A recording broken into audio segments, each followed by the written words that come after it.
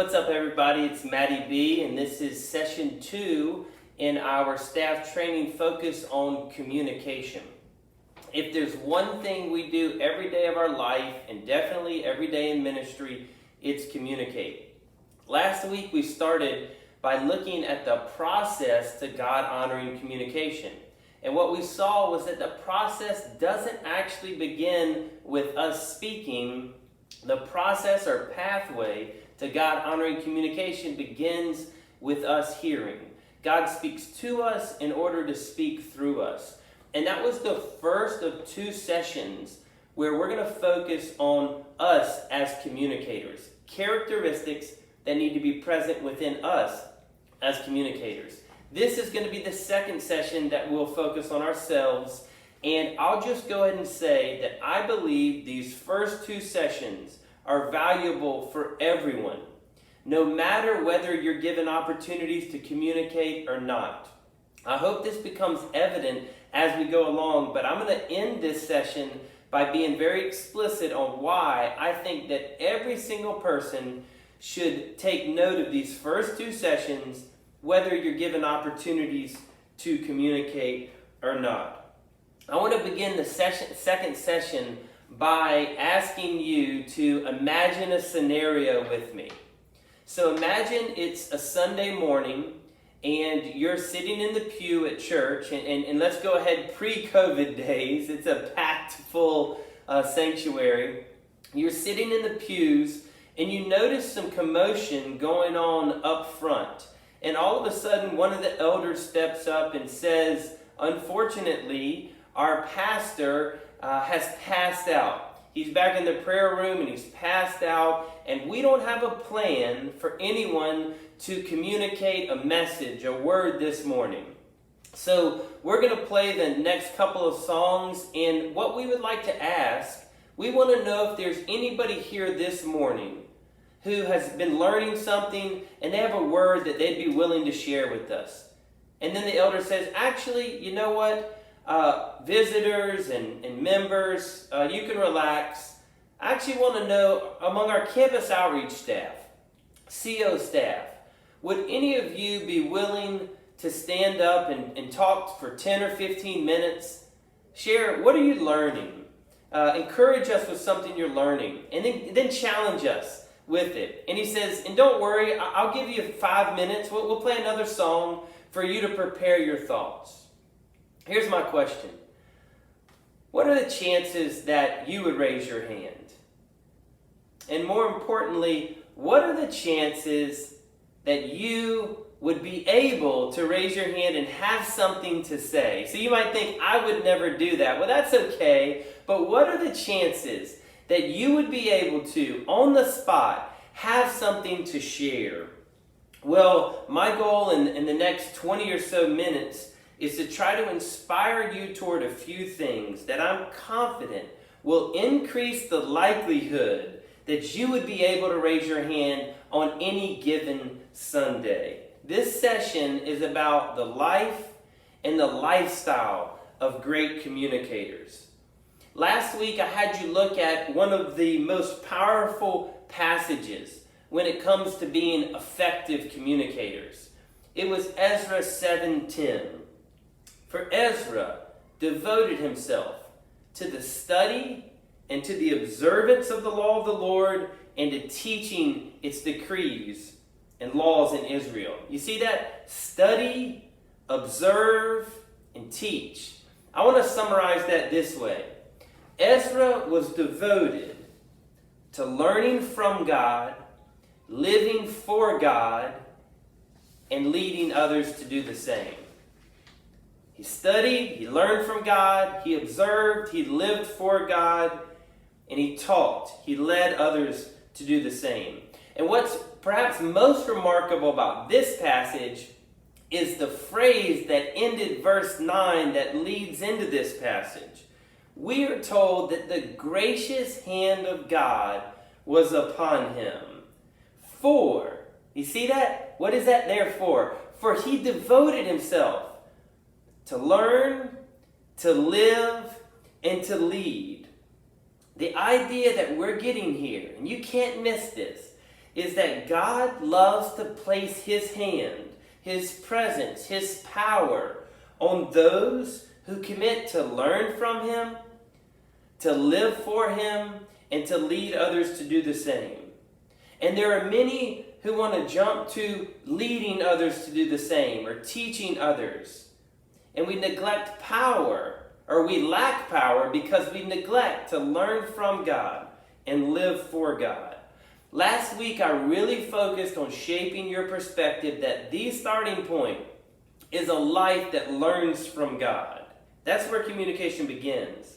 But this week, I want to continue by challenging us to live what we learn. And then I want to inspire you to embrace a lifestyle of learning. I'm not sure if you've ever heard the phrase a vicious circle or a vicious cycle. Well, the idea here of a vicious circle is a sequence of events that each intensify or aggravate each other, leading to a worsening of the situation. A vicious circle is one where event after event keeps intensifying a situation to make it worse and worse. A vicious circle for a communicator would be one who's learning but not living what they're learning, or one who's leading others but not learning. Those are all examples of vicious circles. But when you commit to live out what you learn and you embrace a lifestyle of learning, then you've broken free from a vicious circle and you enter what I call a circle of vitality. A circle of vitality is a similar thing. It's a combination or sequence of events that each intensify each other toward life, a life-giving situation. So here's what I want you to think about. I want you to think, are you learning from God, and then have you committed to living out what you're learning? And then if you commit to living out what you're learning and you figure out how to have a lifestyle of learning, which then leads to living out, which leads to more learning, which leads to living out, you are now in a circle of vitality. It was said of John the Baptist that he was a lamp that burned and he gave a bright light. He was a lamp that burned and he was a bright and shining light. Here's the question. Do you burn and are you bright? Or are you dim and are you dull? Another way to say this would be, are you salty? Or a common communicator phrase is, are you sticky? Are you bright and do you burn? Are you salty? Are you sticky? This is where we're going. When you get in the circle of vitality, that you commit to live what you learn and to embrace a lifestyle of learning, then that's a circle of life in you. And that's where communication starts. Learning from God, living for God. When Benson, our 5th child, eats his pancakes or waffles every morning, he is always covered in syrup. And everybody knows if you get close to Benson, he's going to get some on you, even if he's trying not to. That's a great picture of what it's like when you live a circle of vitality in you. People are going to get some on them when they get around you. It's inevitable. Here's my appeal. Those who live what they learn and those who embrace a lifestyle of learning have the greatest chance of burning and being bright. We already saw it in Ezra 7:10, the value of living out what we're learning, that Ezra devoted himself to the study and to the observance. But I want to show it to you a couple of other places. And then what I want to do is I'm going to give you 5 practices that promote a lifestyle of learning. So first, I just want to look at a couple more passages where we see the importance of living what we're learning. And then I'm going to give you 5 practices that will help promote a lifestyle of learning. Another way to say this is that we can't just talk the talk. We've got to walk the walk. Do you remember what Jesus said about the Pharisees in Matthew 23? He rebuked them. He spoke 7 woes upon them. One of the woes was, you appear like whitewashed tombs, pretty on the outside, but inside you're full of dead men's bones. This is a great picture of who we don't want to be as communicators. We don't want to be dead, decaying, lifeless inside. We don't want to say great things, inspiring things, but yet be the opposite on the inside, right? We want to be alive, on fire, full of life, full of vitality. Well, do you remember the overarching charge that Jesus brought to the Pharisees at the very beginning of Matthew 23 that he then brought all 7 woes from? Here it is. The teachers of the law and the Pharisees, the teachers of the law and the Pharisees to sit in Moses' seat, they sit in Moses' seat, so you must be careful to do everything they tell you, but watch this. Do not do what they do, for they do not practice what they preach. They weren't living it out. They were speaking it out, but they weren't living it out. And Jesus said, don't be like them. As you know, there's many passages where we're called to live out what we're learning. There's Matthew 7, where the wise man that builds his house on the rock is the one who hears my words, Jesus said, and does them. He's living it out, and that's a wise man.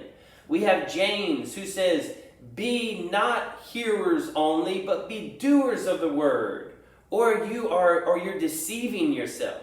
So we see these passages, but here's what I hope you're seeing. This is not just a matter of spiritual authenticity or being genuine. This is a matter of spiritual vitality. Those who live out what they learn about God have a power about them. In fact, the Apostle Paul in 2 Timothy 3:5 said that those who have an appearance of godliness but deny its power. That's what it looks like whenever we project something, but we're not living it out. We're lacking power. We're lacking vitality. You want to be bright. You want to burn. You want to be salty. You want to be sticky as a communicator. Well, you must live what you're learning. It's got to be something that you commit to. It's got to be of value. It's got to be of a premium importance to you. So there's power in walking the walk, in living what we learn. We can't jump straight to leading others without learning and living for ourselves. So here's what I want to do the remainder of the session. I want to share with you 5 practices that promote this lifestyle of learning. And there are 5 that I've embraced that are from my life that I'm sharing with you. And I just want to say this.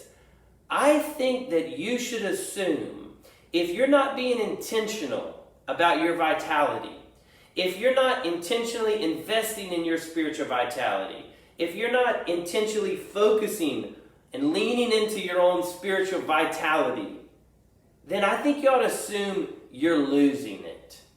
The path to spiritual vitality is not the one that happens by accident. It's the one that happens intentionally. Years ago, I got introduced to a guy who is a pastor, author, business, church consultant in the Atlanta, Georgia area. And I was always impressed by the presence of his spiritual vitality. He just always was sharp and he seemed to be on fire. And one morning we were having breakfast and I said, what's the key? Or what do you think contributes to your spiritual vitality? And he looked at me and he said this. He says, I have a healthy, and he said, I hope it's healthy, paranoia about becoming dry. I have a healthy paranoia about becoming dry. What he was saying was he doesn't take his spiritual vitality for granted. He doesn't assume it's going to be there. And guess what? If you want to be a communicator, and you want to be somebody that's more than just a talking head, then you've got to commit to hearing from God. And you've got to commit to a lifestyle of learning and then living out what you're learning. And guess what about this guy? It's not a coincidence. Forbes magazine just named him as one of the 20 communicators that you don't want to miss. Think about that. I'm paranoid that I'll go dry. He's a communicator you don't want to miss.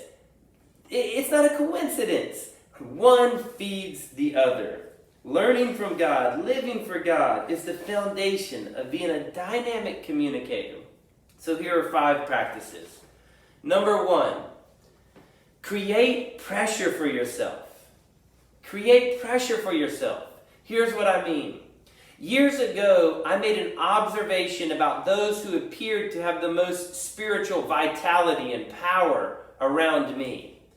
It was those who consistently gave to learning. So those who had most vitality were those who were consistently learning. And then I saw those who were consistently learning were those who were consistently required to teach, which put them in pressure to have to learn.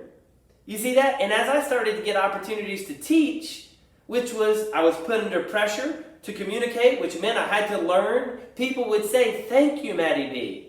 And I would say, "No, thank you. I don't think I would have learned that had I not been asked to teach it." You see that? That's a little cycle. Those who had vitality were those who were learning. Those who were learning were those who were put under pressure to teach, and which caused them to have to learn. And so I decided, maybe close to 2 decades ago, well, why do I wait for people to put me under pressure to where I learn? Why don't I figure a way to trick myself into always being under pressure? Which means I'll always have this urgency to learn. So I created the scenario that I shared with you at the beginning of this session. I created this idea that what if on any given Sunday, and what if at any given meeting, there was a chance that the speaker would fall ill and they would need somebody to stand up and share a word. Would I be ready? What would I say? What have I been learning? How would I challenge people? And so I committed to put myself under that pressure. About 10 years ago, we were at church one morning, and the elder walked up, one of the elders, and said, "Unfortunately, our guest speaker, our pastor's out of town, the guest speaker is not here. We can't get a hold of him. We don't know what we're going to do. We're going to play a couple more songs and figure it out." Well, Julia looked at me and she said, "Maddie B, it's time to walk the walk." She knew I had said for years, "Would you be ready? Are you bright and burning to where it doesn't matter if you've been asked to talk, you're ready, you have something to say." So I went to work during those 2 songs. I first said, what's my main point? And I got my main point. This is what God's been saying. What are my few passages I'm going to go to? What's my opening illustration? And finally, what's my conclusion? And Julia was elbowing me. "You ready? You ready?" And I was ready. I felt so energized, and I also felt like I was going to throw up. Because when the elder came back up and said, "Does anybody have a word?" I was going to raise my hand and say, "I got you." And the elder walks up to the pulpit and says, "Praise the Lord, our guest speaker arrives." But I was ready. I had something to say. I've shared this idea with many of my good friends around the country who are in different vocations. And just a couple weeks ago, one of my buddies who's one of the top leaders in all of Chick-fil-A, and he definitely lives this message. He calls me up on a Thursday night and he said, "Maddie B, I'm not dropping with a heart attack, but I do need you to step in. Tomorrow morning, I'm supposed to speak to 50 plus business consultants around the country, and I've got to fly to a funeral. It's an emergency situation." He said, "You're the guy I thought of. I know you'd be ready. Are you ready?" I didn't even have to think about it. I said, "Yes, I'm ready." I didn't know what I was going to say, but I knew I had stuff to say because I live in a cycle or a circle of vitality. Put yourself under pressure.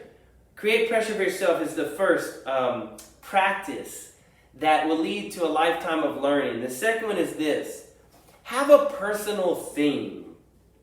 Whether it lasts a month or 6 months or a year, I try to always have a theme that I'm focused on learning during my personal and private devotions. I'll give you my last two themes and tell you why this contributes to this circle of vitality. At the beginning of the coronavirus craziness, I decided to focus on the theme, trials and timing. And my goal was to look at how God uses trials and the timing of them for His good purposes. So I spent 3 months, and every time I could pick a passage to study, I would pick one that had to do with trials or timing. I would look for illustrations in the world and news stories and past examples of trials and timing. And guess what happens? After a month, 2 months, 3 months, you have this wealth of information on a subject, trials and timing. And it's been phenomenal. What I do is I collect it in my notes on my phone or iPad or computer. They all sync up. And I'm just filling out this wealth. It's really a devotional on a topic. And I'll show you how these interact with each other. At the beginning of my Trials and Timing series, guess what I did?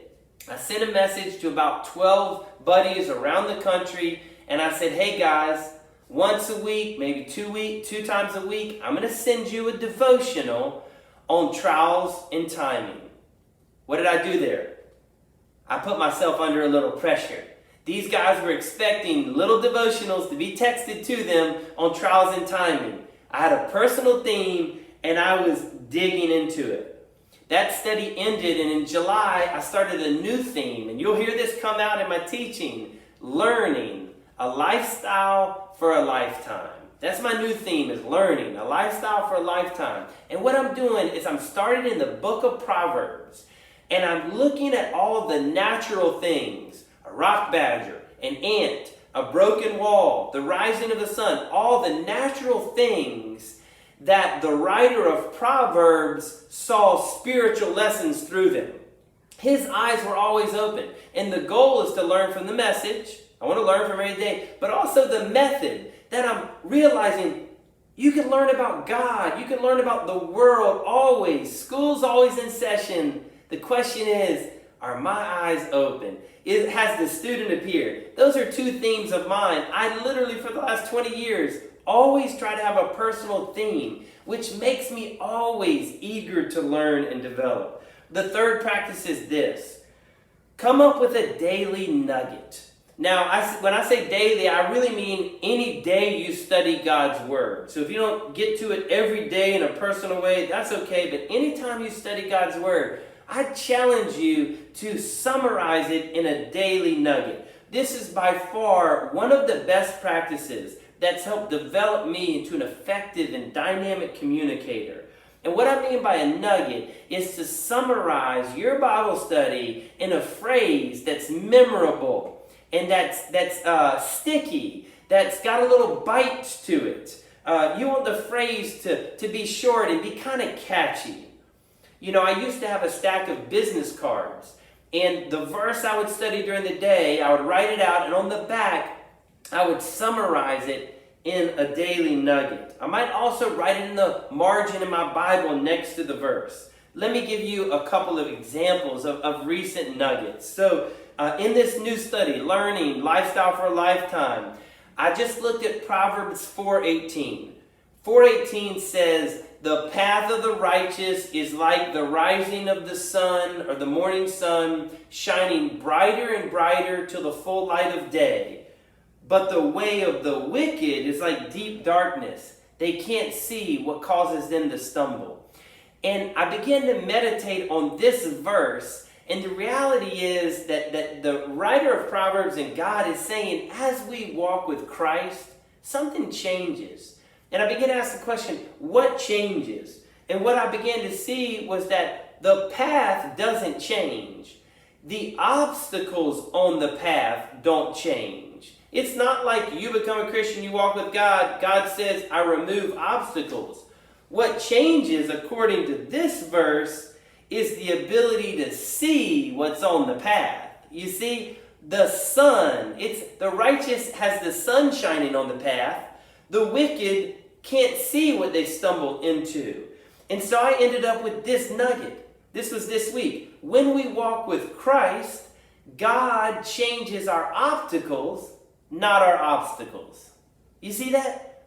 I actually got to share that nugget with a bunch of people around the country. This is what I've been chewing on.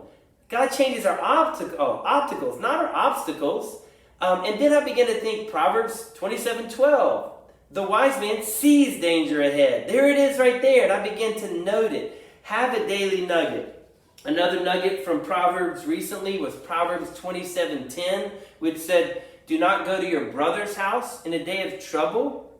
Better is a neighbor who is near than a brother who is far away in a time of trial. My daily nugget was, in a time of trial, geography is greater than biology. That had a little bit of shock factor to it. I messaged a few buddies. When is geography better than biology? We talking, I said Proverbs 27:10. I challenge you, commit, when you study the Bible, to get a daily nugget, to summarize it in a sticky way. Put yourself under pressure. Share it with somebody else. Number four, the fourth practice that promotes a lifestyle of learning. Always look for windows. When I say windows, I mean anything that might give you a glimpse into a spiritual reality or something more significant. I'm going to come back in a later session and talk about the power of story and the need to be a great storyteller in effective communication. But that's not what we're talking about here. We're not talking about stories for others. We're talking about stories for your own heart right now. I'm always looking at my surroundings and asking the question, how is this a window into God? How is this a window into people? How is this a window into the world? I'll give you one from last night. Last night, I was at my pool watching my kids swim, and I observed that some of them jump right into the deep end. Others like to literally tiptoe their way in.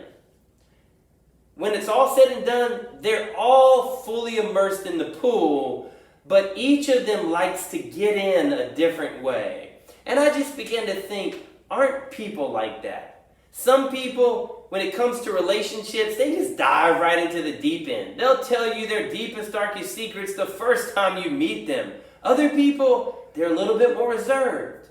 It might take a little while, but at the end of the day, if you honor the way people enter relationships like you honor the way they enter a pool, they'll all eventually end up fully immersed. That was one. Another example, this is one many of you will have heard. Years ago, I'm at an amusement park, and I recognized that when it comes to roller coasters, the more secure the harness, the wilder the ride. The more secure the harness, those over-the-shoulder harnesses, you better get ready. You can't even move, the wilder the ride. And then it hit me. Are God's promises like that? The most secure and safe promise that God could ever give you is, I will be with you. And in the amusement park, I began to think about all of the verses where God says, I will be with you. And I realized every single one of them is about to get crazy. And that led to this little nugget. God gives his greatest comforts for those who face life's greatest challenges. Always look for windows. It keeps your mind sharp, your heart engaged in life. And lastly, I want to encourage you to try to think original thought. When I say an original thought, I'm talking about something you've either never heard someone say, or it's a way of saying something that you've never heard somebody say it like that. It's either a new idea or it's a new way of saying something. And the reason why I think this is so important for your personal vitality, and especially as a communicator, is it prevents you from becoming in bondage to the cliches and the buzzwords that everybody says. Sometimes people talk in ways that I say, do you really know what that means? Or is that just the latest buzzword from the recent book that you've read? Even things such as, it's just all about the gospel. Okay? What is the gospel? Like, can you say it in a way that you haven't heard it said before? I'll give you a couple of my original thoughts more on a silly level. So a number of years ago, I was so excited for a reality show finale. I mean, I was pretty nervous, and I recognized, like, this is really, like, actually impacting my day, waiting for what's going to happen. And then it hit me. The thought that hit me was this. This show happened weeks ago. This has been recorded. And if this was of real importance, if this was of life-altering importance, we would know about it. Anything that is of any value or significance in news is instantly spread. And here, they've kept this secret for months. I was still excited about the finale, but it right-sized it for me. And it was an original thought. I just never thought that if reality shows were really that important, then they would have leaked. You would know what happened. They wouldn't be able to keep it undercover. Here's another one. I was thinking about, what would I do in heaven first? What will I do? And I started thinking about things that displayed the power of God. And then I recognized that I left an entire category of things out of my possible options for what I'll do in heaven. And you know what those things were? Hurricanes, tsunamis, tornadoes. These all display the power of God, but I left them out of my thinking because they currently cause death. All of a sudden, if you take death out of the equation in heaven, where there will be no more tears, no more crying, no more death, then these things are not avenues to destruction, but actually avenues for exaltation and worship. And so I realized the first thing I'm doing, if I can choose it in heaven, I want to ride a tsunami. I want to dive into a tornado and just observe the greatness of God. Try and think original thoughts. Okay, that's this week's session. Effective communicators, dynamic communicators, are those who live what they learn, and they have a lifestyle of learning. I said at the beginning that I believe that these first two sessions, communication starts with hearing, and communication continues with living it out and having a lifestyle of learning, that they are for everyone, regardless of how much you communicate. And this is why. When you embrace the ideas of these first two sessions, then having something to say is not the result of being asked to say something. Most of us have something to say because we've been asked to say something. That's not a circle of vitality. That's not somebody who's always burning in a bright light. When you embrace that you're always to learn from God, you're always to live out what you're learning, and you're to have a lifestyle of learning, then you always have something to say. And God decides if and when and where you get to say it.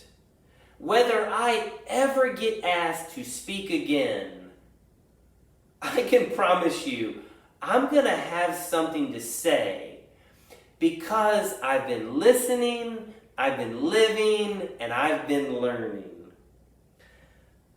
I hope that you would embrace this as well. Now, let me tell you where I'm headed.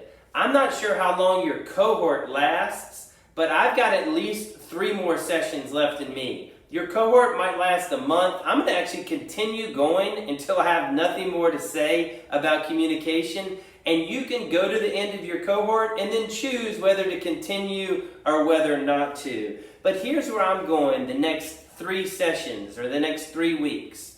Next week we're going to look at perspectives when communicating to another individual. The following session, we're going to look at perspectives when communicating to a small group. And then we're going to look at perspectives when speaking to a large group. I hope you'll stick with me. I hope you're beginning to lay a foundation for not only somebody who can give a good talk if you're asked, but an effective and dynamic communicator for the rest of your life. That you're devoted, like Ezra, to learning from God, to living for God, and to leading others to do the same. Have a good week.